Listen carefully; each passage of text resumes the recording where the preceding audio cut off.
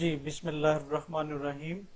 Today I'm going to explain the antibacterial agents, what they really are, how broadly they are classified, and what are their mode of action in general, how they do act to kill bacteria, how they actually operate for the killing of the bacteria. We have an idea antibacterial agents, actually they are supposed to be certain drug molecule, or it could be a pharmaceutical product.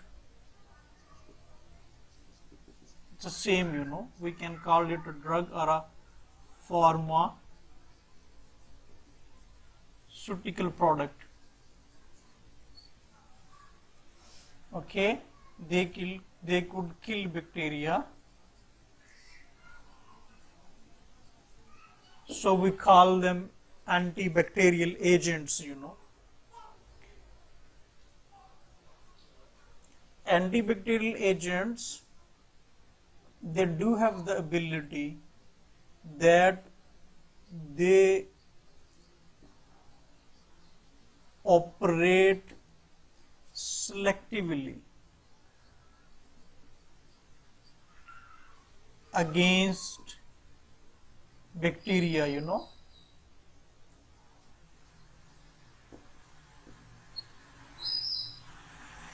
and do not act against mammalian cells.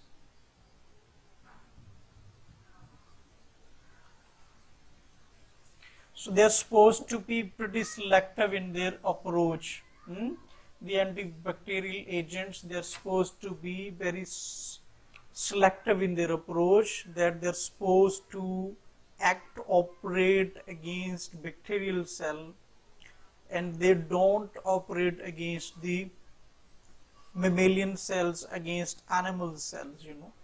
So such drug molecules, such pharmaceutical products, they're supposed to be as antibacterial agents. In order to look further into its detail, we should look into the structure of bacteria. I've given a separate lecture, the difference between bacteria, virus and the animal cells. In that lecture, you could see what is the difference between a bacterial cell and an animal cell, how antibacterial agents only act selectively against bacteria. That has been explained a bit over there, but I'm going to give just a little of glimpse of the same over here, so you can comprehend the concept that what is antibacterial agents. In order to explain the topic further, yes, I'm to explain what is the structure of a bacterial cell, how it differs from mammalian cells, how it differs from human cell. We have an idea that the bacterial cell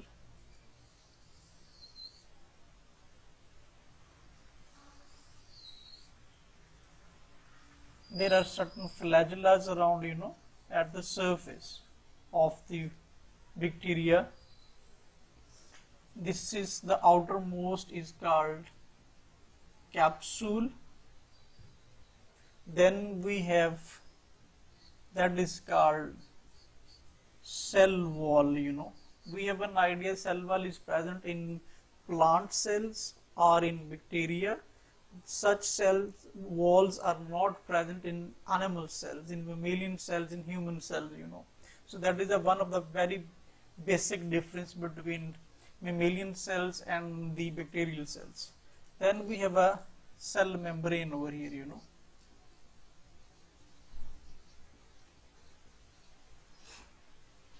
Then we have a sort of nucleic acid that does not carry any membrane around it. Then we have very important other organelles. One of those are called ribosomes. What they are, I'm coming to them a bit later, you know. So these are the basic structural components which are present in bacterial cell. Okay. So antibacterial agents, the pharmaceutical products, the drugs actually do target these components of the bacteria or different biochemical processes which do occur inside bacterial cells, you know. We have an ideas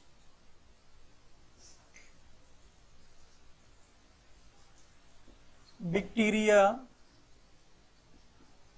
synthesize a few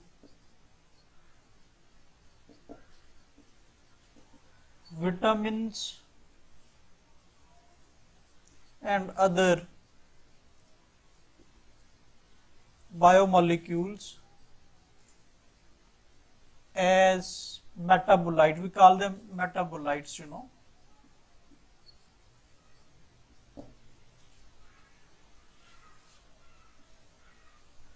For normal cell functioning.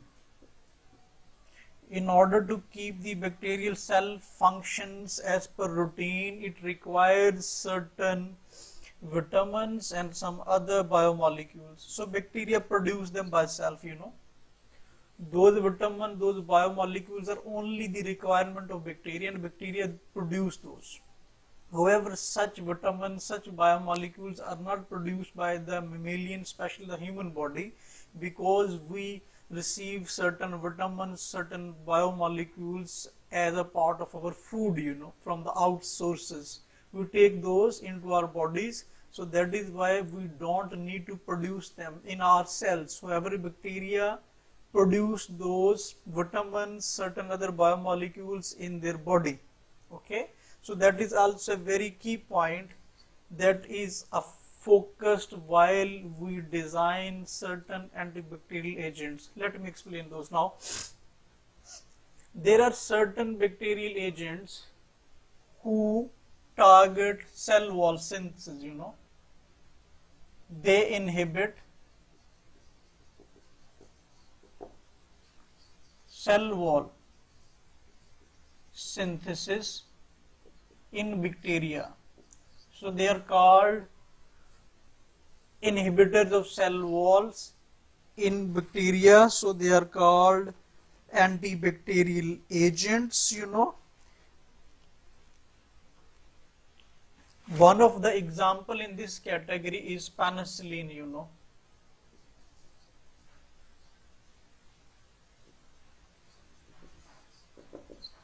Penicillin, very much known antibacterial agent.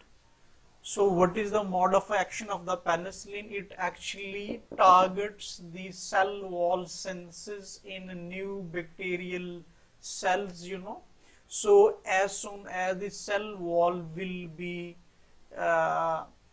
inhibited, its synthesis will be inhibited, what happens? The water will move. Then water moves freely into the cell, and the cell receives the water more than its requirement. So it undergoes lysis, you know. The cell bursts up due to the osmosis effect, you know, due to the movement of water into the cell. So penicillin and other related antibacterial agents, they actually inhibit the cell wall synthesis. In doing so, they do act as antibacterial agents, you know. There are certain other agents, biomolecules, drugs, pharmaceutical products, which actually do target the cell membrane, you know. They reduces the stability of the cell membrane. What they do? They reduce the stability of cell membrane. there is another class of the antibacterial agents which reduces the stability of the cell membranes, you know. One of the examples for such drug pharmaceutical product is polymyxins. They are very much known class of the antibacterial agents. So they do operate through the cell by inhibiting, by reducing the stability of the cell membranes. So we have penicillin as cell wall inhibitor of cell wall synthesis. We have polymyxins which reduces the stability of the cell membranes. Similarly, there are certain drugs which are called anti-metabolites, you know. Mean those drugs actually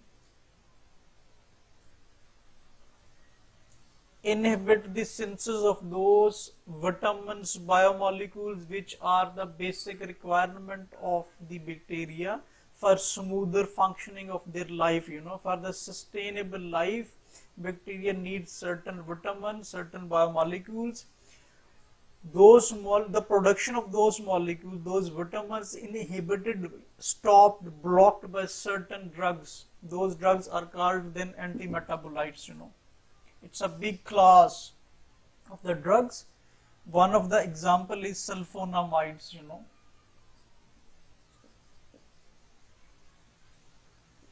So sulfonamides is a class of the drugs which act as antimetabolites, mean they block the synthesis of certain vital compounds in bacteria.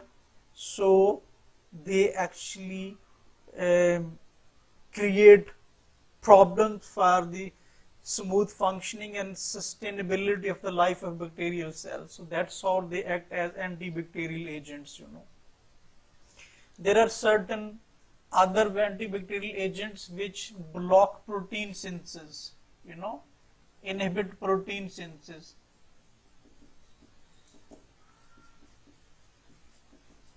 Inhibit protein synthesis. They inhibit protein synthesis in bacterial cells. One of the example is very much known tetracycline. This is a class of the drugs which actually do interact with the ribosomes and they inhibit actually the protein synthesis. So this is how antibacterial agents, which are certain drugs, they have their specific and specific roles. They have specific mode of actions, that how they do actually target bacteria. As I've just explained, certain drugs like tetracyclines, they inhibit the protein synthesis in bacteria. Actually, they do interact with the ribosomes, okay, ribosomes, and they interfere with them and they block the synthesis of certain vital proteins. As a result of the blockage of the protein synthesis, the bacterial cells won't be able to survive for longer periods, you know. And the antimetabolites, it's a class of the drugs, class of antibacterial agents like sulfonamides. They actually block the synthesis of certain vital molecules like vitamins, okay, which are very vital for the bacteria. Once they are not produced inside the bacterial cell, the life of the bacteria, the life process of bacterial cells will be, you know, halted. Finally, they will, you know, result in their death, you know. Similarly, I've told you penicillins, they inhibit the wall synthesis, cell wall synthesis. So they actually result in the extra movement of waters into the bacterial cell, which actually result in the bursting of the bacterial cells. Similarly, those antibacterial agents like polymyxins, which inhibit, which reduce the stability of the cell membranes. So this is a basic concept about the antibacterial agents, what they really are. drugs, pharmaceutical products, what they are going to do, actually they are going to inhibit, they are going to interfere with certain functions of the bacteria, and they block those functions like protein synthesis, vitamins, synthesis of vitamins, synthesis of metabolites. Similarly, there is another class which inhibit the transcription of nucleic acids.